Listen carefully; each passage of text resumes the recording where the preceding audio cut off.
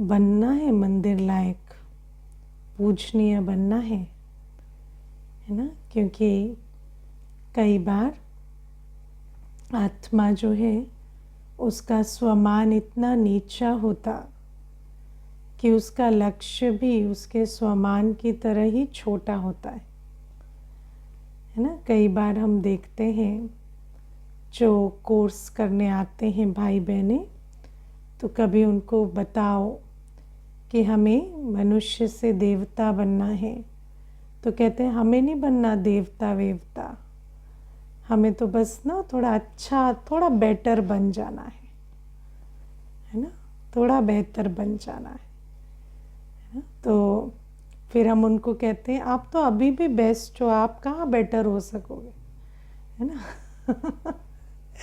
क्योंकि जिसका लक्ष्य इतना छोटा है फिर उसको और क्या कहें, है ना। तो कई बार ऐसा होता है कि बाबा तो हमें ऊंचा लक्ष्य देते, लक्ष्य के हिसाब से हमें शिक्षा भी देते, लेकिन आत्मा का अपना लक्ष्य छोटा होता। तो हमें पहले तो बाबा के ज्ञान को समझ धारण कर अपना लक्ष्य समझना है। क्योंकि जो मैंने इस यात्रा में सबसे बड़ी बात समझी है वो ये है कि अगर आपका लक्ष्य छोटा है तो आपके मन, बुद्धि, संस्कार, शक्तियाँ, गुण सब उसी लक्ष्य के प्रमाण इमर्ज होते हैं, है ना। कितना भी हम ज्ञान सुनेंगे, लेकिन जो लक्ष्य है अगर छोटा है तो फिर उसी आधार से हमारी सृष्टि बनती है, भाग्य बनता है। वैसे लौकिक जीवन में भी आप जिस हद में रहते हैं, जो भी आपको अपनी हद लगती है कि हम इतना ही कर सकते हैं, इतना ही बन सकते हैं, है ना। आत्मा दुनिया में भी आप किसी को पूछो आपका ड्रीम क्या है, आप क्या बनना चाहते हैं, तो अपना ड्रीम बताता है ना। तो फिर आप देखेंगे उस ड्रीम की भी एक लिमिट है ना। आप बहुत ऊंचा नहीं, कहीं बीच का जो आपको ठीक लगता है उस हिसाब से देख रहे हैं, तो फिर उतनी ही आपकी हद बन जाती है और उसी में आप स्ट्रगल करेंगे। तो इसीलिए बाबा सबसे पहले हमें लक्ष्य देते हैं कि अब हमें मनुष्य से देवता बनना है, पुजारी से पूजनीय बनना है। और उसके लिए बाबा हमें आज 2 बातें खास समझाते हैं। एक, हमारा पवित्रता की धारणा, पवित्रता की प्रतिज्ञा पक्की हो और सच्ची सच्ची हम राखी बांधें, है ना। पहली चीज़ क्या है? पवित्रता की प्रतिज्ञा, पवित्र रहने की स्वयं से प्रतिज्ञा करो, सच्ची सच्ची राखी बांधो। पवित्रता की प्रतिज्ञा कैसे करेंगे? पहले तो हमें ये समझना है कि बाबा हमें कभी ये नहीं कहते कि कोई भी चीज़ फोर्स से करो। हमारा मार्ग किसका है? रियलाइजेशन का मार्ग है। हमारा मार्ग हठ योग का नहीं है, हम रियलाइजेशन के मार्ग पर हैं। राजयोग रियलाइजेशन से एक्चुअलाइजेशन का मार्ग है।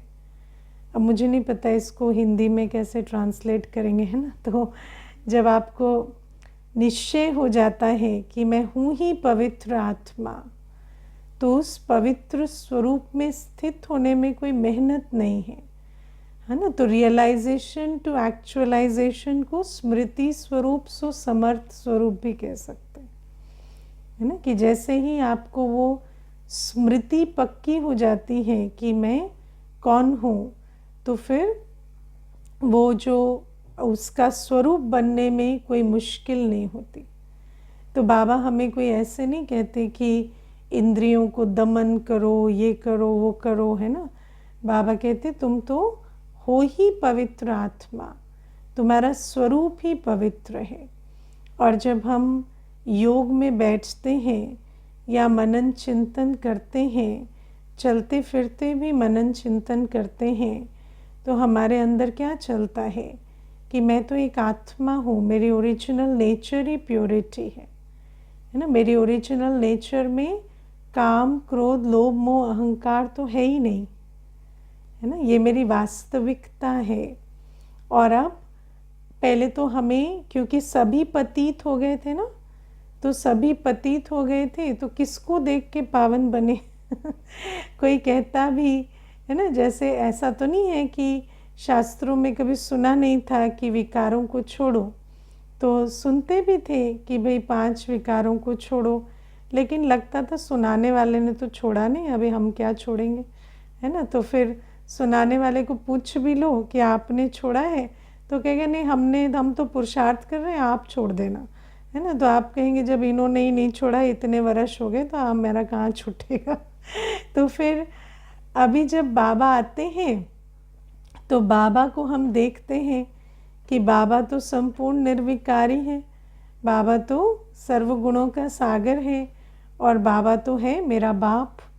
तो जब बाबा ऐसा है तो मैं भी ऐसे हूँ, क्या बड़ी बात है ना। तो बाबा तो जैसे जो हम कहते हैं ना, बिना रेफरेंस पॉइंट के कैसे परिवर्तन हो, तो हमें एक रेफरेंस पॉइंट मिलता है कि ये मेरा बाप है, ये तो पतित पावन है, पवित्रता का सागर है, तो जैसा मेरा बाबा है वैसे मैं हूँ, क्या बड़ी बात है। तो मेरी ओरिजिनल नेचर में है ही नहीं काम, क्रोध, लोभ, मोह, अहंकार, रावण की प्रॉपर्टी है, ये मेरी ओरिजिनल प्रॉपर्टी है ही नहीं, है ना। और कितनी बड़ी बात है कि 63 जन्मों से हमारे अंदर जैसे ये बिठा दिया गया है कि ये हमारी ओरिजिनल क्वालिटी है, या साइकोलॉजी तो यहाँ तक कह देती है कि, है ना, लस्ट और ईगो आत्मा की ओरिजिनल नेचर है। तो बाबा हमें कहते हैं कि इसलिए इन बातों को सुनते सुनते सुनते हमारे अंदर ऐसे बैठ गया है। लेकिन अब बाबा हमें समझाते हैं कि आत्मा की कोई बायोलॉजिकल नीड नहीं है है ना, ये एक संस्कार है। काम विकार क्या है? संस्कार है। नीड किससे कहते हैं? जिसके बिना मर जाते हैं, है ना। पानी, भोजन नीड है ना। नीड किसे कहते हैं? उसके बिना मर जाते हैं ना, सरवाइव नहीं कर सकते। आपने किसी को देखा है काम विकार के बिना मर जाए? हाँ काम विकार के बिना कोई मरता है ना। तो उसको नीड क्यों कहते हैं फिर? तो ये भी क्या है, ये सब हमारी बुद्धि में माया ने कैसा बिठा दिया है ना। तो मुझे एक भाई कहते थे अब पत्नी डिवोर्स हो गया है, तो अब पत्नी से अलग हो गए, तो अब बायोलॉजिकल नीड तो है ना। तो मैंने कहा क्यों, सांस नहीं आ रही आपको बिना काम विकार के, है ना, क्यों ऐसा क्या हो रहा है आपको जो इतनी बड़ी आपकी नीड है, जो क्या आपको सांस नहीं आ रही, क्या हो रहा है आपको, कुछ तकलीफ हो रही है क्या हो रहा है ऐसा? तो मैंने कहा हम तो पवित्र जीवन जीते हैं, हमें तो नहीं पता चला कि कोई सांस ऊपर नीचे हो जाती होगी। तो वो भी है ना थोड़ा ऐसे शॉक्ड हो गया कि ये कैसी बातें हैं। लेकिन सचमुच क्या है कि हम पतित दुनिया में कैसे हमारी बुद्धि में डाल दिया जाता है कि जैसे हम कोई बीमार हो जाएंगे या हम मर जाएंगे बिना काम विकार के। तो बाबा कहते हैं ऐसा कुछ भी नहीं है। तुम आत्मा की काम विकार और आत्मा का, या आत्मा के सुख स्वरूप, शांत स्वरूप का, या आत्मा शरीर की मालिक बन हर कर्म करे, ये इसका कोई कनेक्शन ही नहीं है। तो बाबा कहते हैं इनफैक्ट आत्मा अपने निजी स्वरूप में रहे तभी आत्मा फंक्शनल और श्रेष्ठ कर्म के लायक बन सकती है। तो ये सारी बातें बाबा हमें रियलाइज़ कराते हैं कि काम हमारी नेचर नहीं है, क्रोध हमारी नेचर नहीं है। आपने कभी भी ऐसे, हम जब ज्ञान मार्ग में आते हैं तो मैंने तो शुरू में एक्सपेरिमेंट करके देखा है ना, कि जैसे कोई बात कहने की बहुत उत्कंठा हो रही है ना, क्योंकि क्रोध की मत बैठी होती है ना इतनी बुद्धि में। तो आप किसी के कोई काम देख लेते हैं, आपको अच्छा नहीं लगता है ना, किसी ने 3 बार कहने पर भी कुछ किया नहीं, कोई हमेशा कुछ आपके हिसाब से नहीं कर रहा, तो फिर आपको लगता है इसको तो 2 बातें सुना ही देते हैं, है ना। तो जब हम बाबा के ज्ञान में आए तो मुझे लगता कि नहीं, अभी बाबा कहता है नहीं कहना है या क्रोध नहीं करना, मना कहना तो है पर क्रोधवश नहीं। भले ही कभी बात वैसे इशारा दिया वो अलग बात। तो जब भी उस बात से रुके, अपने आप को स्टॉप किया, तो एक अंदर बहुत अच्छा लगा, है ना। ये मेरा शुरू का बहुत अनुभव रहा कि जब कोई भी बात ऐसे बोलने की होती, लगता था कि इसको ऐसे कह दें या रूडली कह दें या थोड़ा, है ना, थोड़ा ज़ोर से कह दें, तो फिर अगर उसको स्टॉप करते थे, उस क्रोध को एक्सप्रेस नहीं करते थे और बाबा की श्रीमत याद कर और समझते थे कि नहीं, इसी बात को प्यार से कहना है और तरीके से कहना है ना। आत्मा है वो भी, है ना। किसी आत्मा को आप उसके संस्कारों के लिए सज़ा तो नहीं दे सकते ना, जिसका जो भी संस्कार है वो तो उसको एंटाइटल्ड है। तो जब ये ज्ञान को इमर्ज करते और शांत होते तो बहुत अंदर सुख का अनुभव होता। तो क्रोध भी हमारी नेचर नहीं है, क्योंकि अगर क्रोध हमारा ओरिजिनल क्वालिटी होती तो हमें फिर क्रोध नहीं करने से शांति का अनुभव क्यों होता है ना। तो आप देखना, सारे दिन में अगर आप कोई भी बात को क्रोधवश ना कह के या कोई क्रोधवश कर्म ना करके अगर उसी को सोच समझ कर करें, स्नेह स्वरूप होकर करें, तो आपको बहुत अंदर से अच्छा लगता है, एक संतुष्टता का अनुभव होता है। तो बाबा कहते ये भी एक मत बैठी हुई है ना, लोभ की मत। सारे दिन चाहिए चाहिए करने से ज़्यादा मिलता है क्या?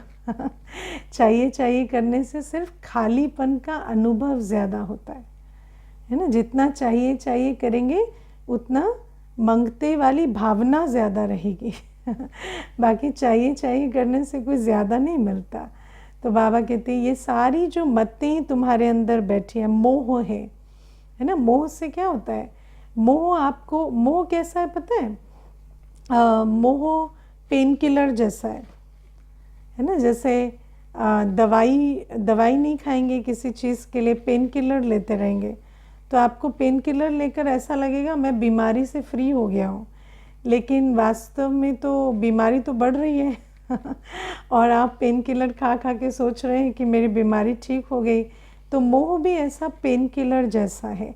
कोई ऐसा मिल जाता है जिसके साथ आपको लगता है कि कोई आपको अटैचमेंट, आप जो चाहते हैं वो आपको मिल रहा है, लेकिन वो आपको उससे मिल रहा है वो ठीक है, लेकिन वो जो सोर्स है आपका वो अविनाशी नहीं है। और जब भी वो परिवर्तन होगा या उसका पार्ट आपके साथ पूरा होगा, तब आपको रियलाइज़ होगा कि आपके अंदर कितनी संस्कारों की प्रॉब्लम्स हैं। मैं आपको इसकी एक बहुत अच्छा एग्जाम्पल देती हूँ। पीछे मुझे कोई बता रहे थे कि जो उनकी बेटी थी, जब उसकी शादी की बात हुई, दुनिया की लौकिक की बात है, तो जब शादी की बात हुई तो जो भाई था उसको कुछ तकलीफ़ें थी, है ना, कुछ ना कुछ उसको शरीर में प्रॉब्लम्स थे। तो बेटी ने उस बात को स्वीकार कर लिया, है ना, और उनको कहा कि ठीक है, आप जैसे भी हैं हम आपको एक्सेप्ट करते हैं। तो वो जो अपने अंदर वो जो भाई था, जो उसके अंदर कॉम्प्लेक्स था, है ना, कि मुझे कोई मैं जैसा हूँ वैसा एक्सेप्ट नहीं करेगा, तो वो कॉम्प्लेक्स जो था उसको उसने फीड किया, उसको वो मिला कि हाँ ये मुझे एक्सेप्ट करते हैं। फिर उनकी शादी हो गई। फिर शादी होने के बाद जो लड़की थी, उसके पिताजी मुझे सारी बात बता रहे थे, तो वो जो बेटी थी उसको कुछ मानसिक प्रॉब्लम शुरू हुई। तो जब प्रॉब्लम शुरू हुई तो ये जो भाई था, इसको लगा कि इसने मेरा इतना साथ दिया है तो मैं भी ये जो चाहती है करूं, है ना। तो अब हम ही दोनों एक दूसरे की दुनिया हैं और ये जो भी चाहती है मैं वैसे करूं।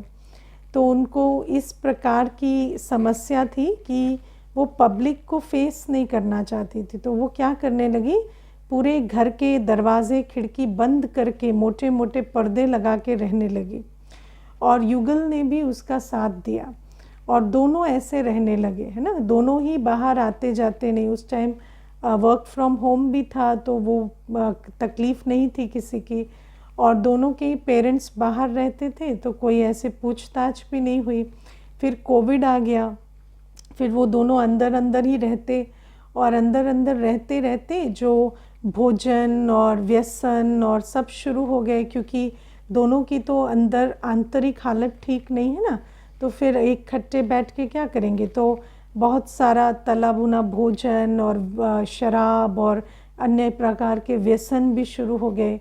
और सब होते होते फिर कोविड के बाद एक साल के बाद कोविड के उनको फ़ोन आया लड़की के पिताजी को कि जो आपके दामाद ने शरीर छोड़ दिया है और बेटी जो है वो दरवाज़ा बंद करके बैठी है और कोई खोल नहीं रहा।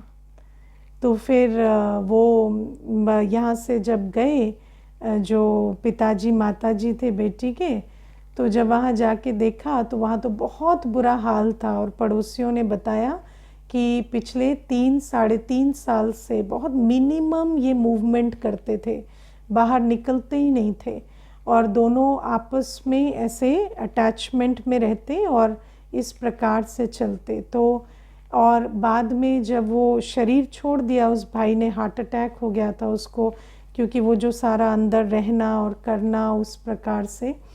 तो जब उसका शरीर छूट गया तो ये जो बहन थी ये ऑलरेडी इसको मानसिक तरीके से ये थोड़ी डिस्टर्ब थी, और फिर तो ये इतनी समस्या में आ गई कि इसको अभी पेरेंट्स को भी इसको कंट्रोल करना बहुत मुश्किल होता है। तो ये मैं आपको क्यों बता रही हूँ, क्योंकि कई बार हम सोचते हैं कि हम अपनी जिम्मेवारी ना लें, हम अपने को हील ना करें, हम अपने गुणों शक्तियों के स्वरूप को ठीक ना करें, हम ज्ञान ना सुने, हम योग ना करें, बस हमें कोई ऐसा मिल जाए जो हमारे को, हम जो है जैसे हैं ऐसे बर्दाश्त करता चला जाए और हमारा डोरमैट बन के रहे और जैसे हम चाहते हैं वैसे रहे, और हम समझते बहुत बड़े हम भाग्यवान हैं। लेकिन ये जो पूरी जो स्टोरी मैंने आपको सुनाई, ये क्यों सुनाई, क्योंकि ये एक एग्ज़ाम्पल है कि इस प्रकार से अगर हम अपनी जो कमी कमज़ोरियां हैं उसको छुपाते रहेंगे या पीछे, है ना, भ्रम क्रिएट करते रहेंगे कि कोई कमी कोई कमज़ोरी नहीं है, ये तो मुझे जो जैसे है जो है एक्सेप्ट कर रहे हैं ना, तो हमें परिवर्तन होने की या अपने लिए कोई एफ़र्ट लेने की क्या ज़रूरत है। तो क्या होगा कि जैसे जैसे वो सिचुएशन बदलेगी और वो जो आत्मा है उसका हाथ और साथ छूटता है या परिवर्तन होता है, तो फिर वो जो आत्मा है उसको फिर वेकअप कॉल मिलता है कि मेरी हालत कितनी कितनी कितनी ख़राब है। तो इसलिए बाबा हमें कहते कि मोह बहुत मीठा लगता है, लेकिन मोह हमारी ओरिजिनल नेचर नहीं है। आत्मा को बाबा की याद से, बाबा की श्रीमत से अपनी हीलिंग करनी ही पड़ेगी, अपने गुण स्वरूप शक्ति स्वरूप में स्थित होना ही पड़ेगा। तो ये जो मोह भी है ये ऐसे एक भ्रम क्रिएट करता है या पेन किलर की तरह काम करने लगता है, और हमें लगता है कि मुझे भगवान की भी क्या ज़रूरत है, ये मनुष्य मुझे मिला है ना, ये मुझे समझता है, प्यार करता है, ऐसे ऐसे शब्द हम कहते हैं ना, लेकिन वो समझता नहीं है, वो प्यार नहीं करता, वो सिर्फ आपको आपकी जो कमी कमज़ोरी है उसको ढकने में या उसको थोड़ी देर भूल जाने के लिए मदद कर रहा है। लेकिन वो जो मदद है वो शॉर्ट टर्म में तो मदद की तरह फील होती है, लेकिन लॉन्ग टर्म में जब हम देखते हैं तो पता चलता है कि उसी कारण से आपने कभी अपने आप को देखा ही नहीं, कभी अपना इलाज करना, है ना, रूहानी बीमारी का, विकारों का, आत्मिक स्थिति का इलाज करने की कोशिश नहीं की। तो इसीलिए बाबा कहते ये मोह हमारी ओरिजिनल नेचर नहीं है। हम आत्मा तो स्व में संपूर्ण स्थिति में रहने वाली, दैवी स्थिति में रहने वाली आत्माएं हैं। और फिर बाबा हमें कहते हैं कि देहाभिमान भी, है ना, किसी भी आधार के अनुसार हमारा स्वमान ऊंचा हो जाए, नीचा हो जाए, है ना, किसी के कहने से, कुछ आने से, पाने से, खोने से, है ना, मान अपमान, हानि लाभ, निंदा स्तुति के चक्कर में पड़े रहना, ये हमारी नेचर नहीं है। कुछ हो या ना हो, आत्मा का स्वमान तो बिल्कुल स्टेबल रहना चाहिए। तो बाबा कहते जितना जितना हम अपने स्वरूप को और इस बात को कि हम तो ऊंचे ते ऊंचे सागर की संतान हैं, इसको जितना जितना रियलाइज़ करते जाते हैं तो हम इस शक्तिशाली भरपूर अवस्था को, आत्मिक स्थिति को या पवित्र स्थिति को एक्चुअलाइज करते जाते हैं, या उसकी समर्थी हमारे अंदर आती जाती है। तो बाबा हमें कहते हैं सबसे पहली चीज़ तो है कि पवित्रता की प्रतिज्ञा पूरी करो। और जैसे जैसे, क्योंकि देखो जब हम रियलाइज भी करते हैं तब भी हमारे अंदर के पुराने संस्कार कई बार हलचल करने लगते हैं ना, क्योंकि पुराने संस्कार भी तो हैं ना, मरे थोड़ी हैं। तो मर भी गए तो जले नहीं है ना, तो अभी कभी कभी जीवित हो जाते हैं, फिर सर खड़ा करके बैठ जाते हैं। तो फिर हमें उसको क्या करना होता है कि उन पुराने संस्कारों पर विजय पानी है। उसके लिए हमें चाहिए दृढ़ता। जब हम प्रतिज्ञा की दृढ़ता रखते हैं कि नहीं, कुछ भी हो जाए हमें अपने पुराने संस्कारों के अधीन होकर, परवश होकर कोई पतित कर्म नहीं करना है। तो बाबा कहते हैं ये पहली चीज़, पूज्य से पुजारी से पूज्य बनने के लिए हमें पहले अपनी पवित्रता की अवस्था की स्मृति से समर्थी लानी है, दृढ़ता लानी है इस प्रतिज्ञा में कि मुझे पवित्र बनकर पवित्र दुनिया के लायक बनना है और सच्ची राखी बांधनी है ना। तो बाबा कहते अब हमें शिव बाबा राखी पहना रहे। अभी तो राखी आ रही है ना, सभी को राखी भी भेजेंगे। और फिर बाबा कहते हैं कि वो जो पवित्रता की प्रतिज्ञा है, सिर्फ धागे की बात नहीं है, वो जो पक्की प्रतिज्ञा है कि अब मुझे पवित्र बन पवित्र दुनिया की स्थापना करनी है, वो प्रतिज्ञा करनी है। दूसरी बात बाबा कहते कि प्रभाव में हम बहुत आते हैं, इसीलिए जिन आत्माओं में भूत है, विकारों के भूत, उनसे हमें किनारा करना है ना।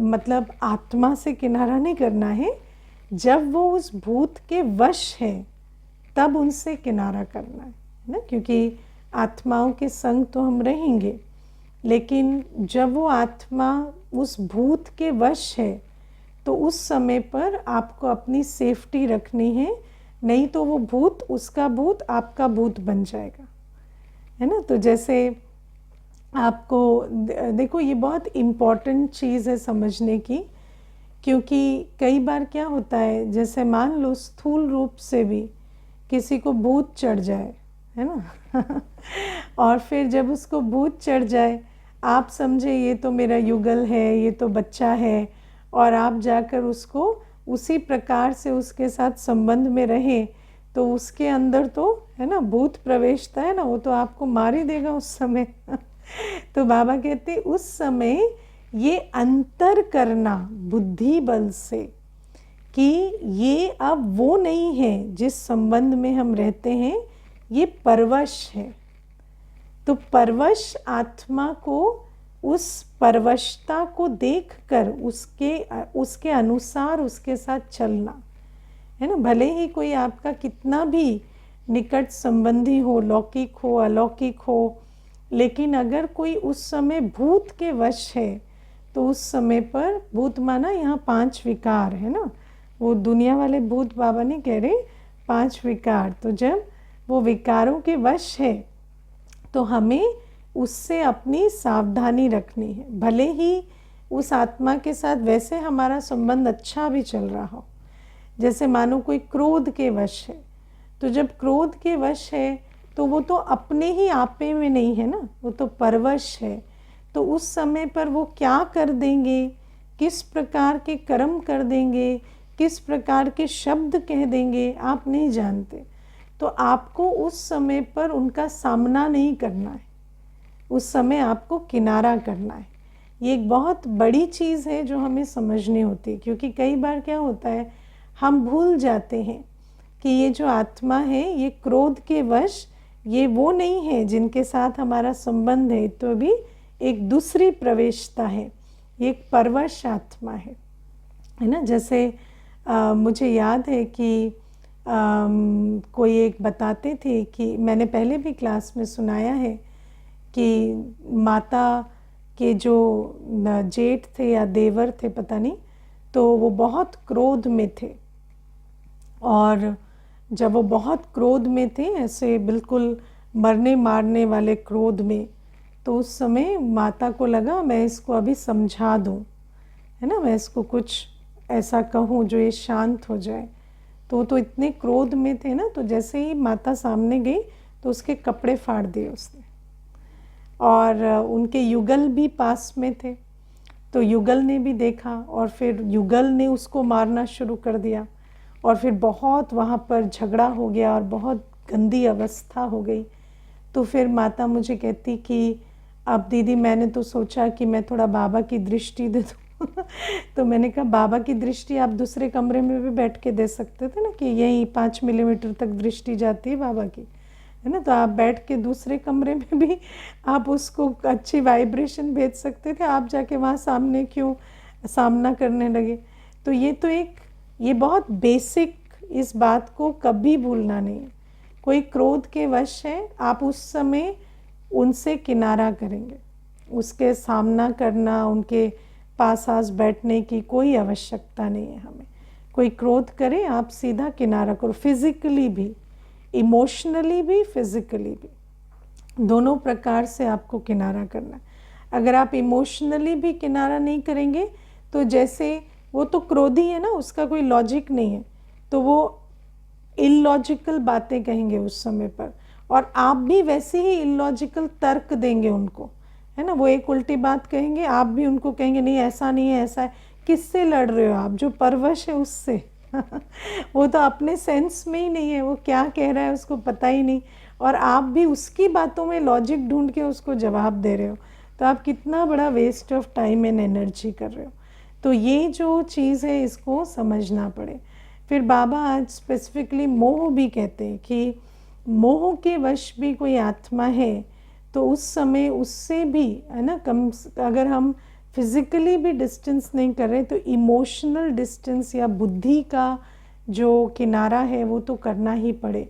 क्योंकि जब एक आत्मा मोह में होती है ना, तो मोह वाले को क्या लगता है कि मेरी अवस्था के लिए, मेरी फीलिंग्स के लिए, मेरी स्थिति के लिए ये सामने वाला जिम्मेवार है। अटैचमेंट का तो मतलब ही ये होता है ना, तो उसको इसमें और इसमें फ़र्क नहीं पता, उसको लग रहा है ये ऐसे है, तो मुझे जो भी फील हो रहा है वो इनकी वजह से हो रहा है। और क्योंकि वो खुद मोह में है तो वो इस बात को नहीं समझ पाएंगे, नहीं देख पाएंगे कि अपने संकल्प, अपनी भावनाएं, अपने भाग्य, अपनी स्थिति के लिए वो खुद जिम्मेवार है। और उस समय पर अगर आप अपनी इमोशनल डिस्टेंसिंग नहीं करेंगे तो वो आपको भी उसी संकल्प में ले आएंगे जहां आप भी फील करने लगेंगे कि हाँ, इनकी स्थिति के लिए मैं जिम्मेवार हूँ है ना। जैसे मुझे एक माता बताती थी कि बेटी जो है उसकी शादी हुई, फिर वो घर आ गई, उसका नहीं हुआ, कुछ ठीक नहीं चला, फिर वो घर आ गई। तो जब घर आ गई तो सारे दिन माँ को कहती तुम्हारी वजह से मेरा परिवार नहीं बसा, तुम्हारी वजह से मैं कहीं सेटल नहीं हो सकी, कभी ये नहीं सिखाया, वो नहीं सिखाया, ये नहीं दिया, वो नहीं दिया। तो कहती वो सुबह उठते से लेकर दीदी रात तक रोती रहती और मुझे ब्लेम करती रहती, और कहती मैं भी उस ब्लेम को ले के मुझे भी 15 दिन में ऐसा लगने लगा जैसे सच में मैंने अपनी बेटी का घर बर्बाद कर दिया फिर वो कहती कि पर दीदी अगर मैं प्रैक्टिकली देखूं, मैं तो उसको शादी के बाद इतना फ़ोन भी कभी नहीं करती थी, या मैं तो ऐसा मैंने कुछ भी नहीं किया है, लेकिन वो इतनी मोह में है कि वो हर चीज़ के लिए मुझे ब्लेम करती है और मेरा मोह भी उससे ट्रिगर होता है और मैं भी उस ब्लेम को लेती हूँ, है ना। तो वो भी ज्ञान में जब माता आई तो उसको ये बातें समझ में आने लगी, क्योंकि अज्ञान काल में तो समझ ही नहीं थी। तो बेटी जितने भी ब्लेम करती तो वो उस ब्लेम को लेती चली जाती। तो बाबा कहते हैं जो मोह में होता है ना, वो उसकी अपनी सारी दुख, कमी, कमज़ोरियाँ, सुख सबके लिए, वो खुश भी होगा ना तो कहेगा आपको देखकर हम मुस्कुरा लेते हैं, है ना। रोएगा तो कहेगा आपके कारण रो रहे हैं, कहेगा ये करते तो हम ऐसे रहते, वो करते तो वैसे रहते। लेकिन वास्तव में ये सत्य नहीं है। लेकिन अगर आप उससे बुद्धि का योग रखेंगे तो वो आपको भी उसी चपेट में ले लेगा और आप भी उस बात के लिए फुल्ली कन्विंस्ड हो जाएंगे कि हाँ, ये जो कह रहे हैं ये बात राइट है और इनकी अवस्था के लिए मैं जिम्मेवार हूँ, या मेरी अवस्था के लिए ये जिम्मेवार है, वो भी आपको फील होने लगेगा। तो बाबा कहते हैं, और ये जो ज्ञान बाबा सुना रहे ना, ये सब खिड़की के बाहर चला जाएगा उस समय और कुछ समझ में नहीं आएगा कि मैं आत्मा तो स्वराज अधिकारी हूँ, मैं मन बुद्धि की मालिक हूँ, और कुछ याद नहीं आएगा, है ना। बाबा भी याद नहीं आएगा, स्वराज्य भी याद नहीं आएगा, बस इसी मोह के चक्कर में रहेंगे। इसीलिए बाबा कहते विकारी के जब आत्मा के ऊपर विकारों का प्रभाव है, वो परवश है, तो आप उससे किनारा कर कर चलो, नहीं तो उसका भूत आपका भूत बन जाएगा, है ना। या तो आप खुद ही ऐसे कर्म करने लगेंगे या आप उसके कर्म से अफेक्टेड होने लगेंगे। तो ये आज की बाबा की मुरली। और बाबा हमें कहते हैं कि हम जो भी कर्म करते हैं हमारी वृत्ति सेवा की होनी चाहिए, है ना। जो भी कुछ हम करते हैं, चाहे हम दफ्तर जाते हैं, चाहे हम भोजन बनाते हैं, चाहे हम कोई भी कार्य करते हैं, उसमें हमारी वृत्ति सेवा की होनी चाहिए। तो बाबा उस कार्य को सेवा का कार्य बना देंगे, है ना। बाबा उस कार्य को सेवा का कार्य बना देंगे। वृत्ति से सेवा होती है। जब आप स्मृति में रखते हैं मैं सेवाधारी हूँ, आप में से किस किस ने स्वमान रखा है कि मैं एक सेवाधारी आत्मा हूँ और मेरा एक भी सेकंड, एक भी संकल्प, एक भी श्वास, एक भी कदम सेवा के बिना नहीं होगा, ना। ये हमारा स्वमान होना चाहिए। अगर नहीं रखा है ये स्वमान तो रखो। आपके अंदर ये नशा होना चाहिए कि मेरा पाँव कहीं पड़ा है ना तो वहाँ सेवा ना हो, ऐसा नहीं हो सकता ना। हम है ही सेवाधारी, तो हमारा पाँव पड़ा माना सेवा होगी, हमारा मुख खुला माना सेवा होगी हमारा संकल्प चला माना आत्मा का कल्याण होगा। आप ये अपने अंदर इतना नशा रखो इस बात का, है ना। हमारे को तो किसी के भी संकल्प चलते हैं तो हम सोचते हैं इसका भाग्य बनने वाला है, क्योंकि इसके प्रति हमारे संकल्प चल रहे हैं, है ना। ज़रूर इनकी उन्नति होगी या ज़रूर इनका कुछ ना कुछ इनको टचिंग हो रही है या प्राप्ति होने वाली बाबा से। तो बाबा हमें कहते हैं इतना हमें अपने संकल्प, सेकंड, हर कदम पे भरोसा होना चाहिए, इतना नशा होना चाहिए कि मैं एक समर्पण बुद्धि आत्मा हूँ, मेरा जीवन समर्पण है। तो जब मेरा जीवन समर्पित जीवन है तो जहाँ भी मेरे पाँव पड़ेंगे, जहाँ भी मेरा समय लगेगा, जहाँ भी मेरे बोल निकलेंगे, वहाँ अवश्य उस आत्मा को कुछ ना कुछ आवश्यकता होगी, है ना। कई बार क्या होता है, हमें कोई पूछते हैं कि कभी आप क्लास करा देते हो, कुछ उसमें कह देते हो, फिर आपको ऐसे लगता है बाद में कि इसकी जगह ये कहते तो अच्छा होता। मैंने कहा नहीं, ऐसा कभी नहीं होता, क्योंकि जब भी कोई बोल निकलता है तो हम सदा बाबा की याद में हैं, हम सेवाधारी आत्मा हैं। तो अगर वो बोल आउट ऑफ टॉपिक भी लग रहा है तो हमें पूरा निश्चय है कि किसी को चाहिए तो निकल रहा है ना। क्योंकि हम कभी कोई अपनी इच्छा से या अपनी कोई किसी अंदर कोई संकल्प चल रहे हैं तो नहीं बोल देते हैं ना, वो तो बाबा जो बुलवाता है वो बोलते। तो बाबा कहते इतना हमें अपने पे स्वमान होना चाहिए। और बाबा कहते जहाँ आप हैं वो ही सेवा स्थान है ना। मनुष्य कहते हैं ना हमें सेवा दो, सेवा दी नहीं जाती है। जहाँ सेवाधारी है वहाँ सेवा है। बाबा ने हमें बहुत अच्छी एक बात सुनाई है, ब्राह्मण जहाँ भी जाता है ना तो उसको या तो ब्राह्मण मिल जाएंगे या उसको ब्राह्मण बनाने हैं है ना, क्योंकि आपको आपकी कम्युनिटी तो हर जगह मिलेगी ना। तो अगर आप किसी ऐसे स्थान पे जा रहे हैं, माना ऑफिस जा रहे हैं, जो आपका अलौकिक परिवार नहीं है वहाँ, तो वो आप रचना करेंगे, इसीलिए आप वहाँ जा रहे हैं। अगर आप मार्केट भी जा रहे हैं तो किसी का कल्याण होना है इसलिए जा रहे हैं। और जैसे आप उस वृत्ति को रखेंगे ना, कई अपॉर्चुनिटीज़ आएंगी, अपने आप ही कोई ना कोई आपके साथ कनेक्ट करेगा या आपकी तरफ आएंगे, या वो अपॉर्चुनिटी क्रिएट होगी जहाँ पर आप सेवा कर सकेंगे।